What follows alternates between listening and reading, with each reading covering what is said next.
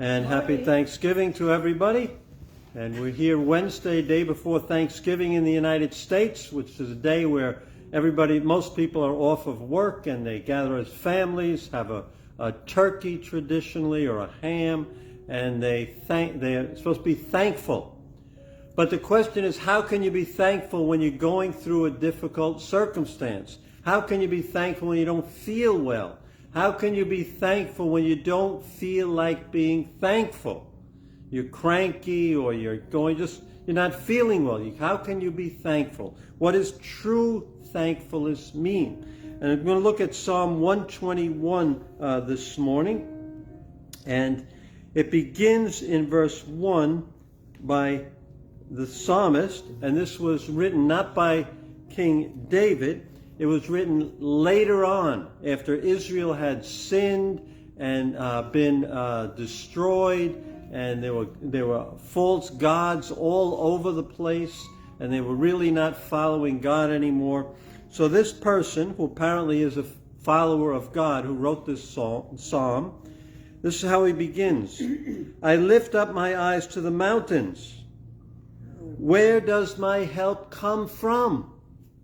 Now, if you were alive at that time when he wrote this, when this was written, and you looked up to the mountain, lift up your eyes to the mountains, you know what you would see? False temples. You'd see idol worship on every hill, as it says in Israel. There was a Asherah pole or some kind of sacrifices to Moloch going on. You look up and you see all these false gods all around you. It's like if you were to go to Manhattan, the city of Manhattan, and you look up, you see all these monuments to materialism all over the place. And so he's looking up and he's seeing this and he says, where does my help come from? My help doesn't come from all those other things. Where does my help come from? Where does your help come from? Is that a good question to ask on Thanksgiving? What are you thankful for? That you have money, that you are healthy, that you have XYZ? Those things are temporary. What is real thankfulness? And so he's a defeated person because the Israelites have been defeated. There's no longer the glory of the kingdom. And so he says, where does my help come from? It doesn't look good right now. Where does my help come from? Then he remembers. And anyone here know verse 2? He says, my help comes from the Lord, the maker of heaven and earth. His help doesn't come in the mountains, as beautiful as they are. His help doesn't come from the skyscrapers, as powerful and expensive as they are. His help comes from the maker, the creator of everything. And our help comes from the creator of everything. Would you rather have your help come from the creator of everything than anything else?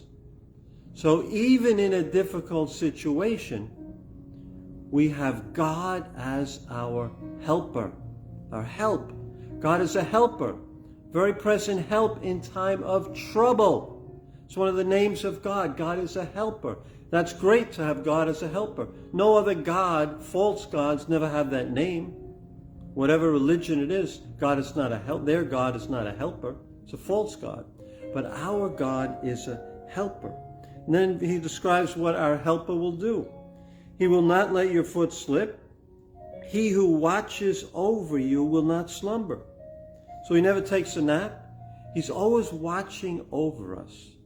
That's like if you would go to the park that's near the church, near Crossroads Church here on Main Avenue. There's a playground area, a big playground area, and surrounding it are benches. And anyone have an idea who sits in the benches while the kids are playing? Any ideas? The parents or the guardians or the grandparents, the babysitters. What are they doing? Hopefully they're not looking at their phone. They're watching over the children. Children are playing, but they're watching over them. So if something happens, they can help them. That's the picture, watching over. Watching over is not, I'm waiting for you to mess up. No, I'm watching over you with love for your own good. So put that picture in your mind, that God is like a parent who's watching over us and letting us play, letting us live, but watching over us so that nothing bad happens to us. Indeed, he who watches over Israel will neither slumber or sleep. He doesn't have to go to sleep. The Lord watches over you. The Lord is your shade at your right hand. The sun will not harm you by day, nor the moon by night. The Lord will keep you from all harm. He will watch over your life. The Lord will watch over your coming and going, both now and forevermore. The key there, he's going to watch over us. He's our helper. He's sitting on the sidelines, so to speak, on the bench, on that park bench, watching over you with a loving eye as a parent watches their child and watches their child deal with situations and grow. And it says, he will watch over your coming and going. So you go in and out, he will be watching over you now and forevermore. And I don't know about you, but that's something to be thankful for. When I think about that, when I meditate on that God is my helper, that he watches over me, that's something to really be thankful for. That I know the Lord and that he's my helper and he watches over me. That's better than having a great job. It's better than having even your health. To have someone, have God watching over you with loving, loving eyes. So that's what we can be thankful for in difficult situations. That we have a God who's watching over us and caring about us. So we're going to have a time of prayer here in the sanctuary at Crossroads Church. And we're going to start with thankfulness. We have a few songs we're going to sing about thankfulness. And we're going to just lift our hearts in thankfulness to God. And I ask you to do the same wherever you are. Just stop what you're doing. Praise and thank God, because he's your helper. And he's watching over you with loving, loving eyes.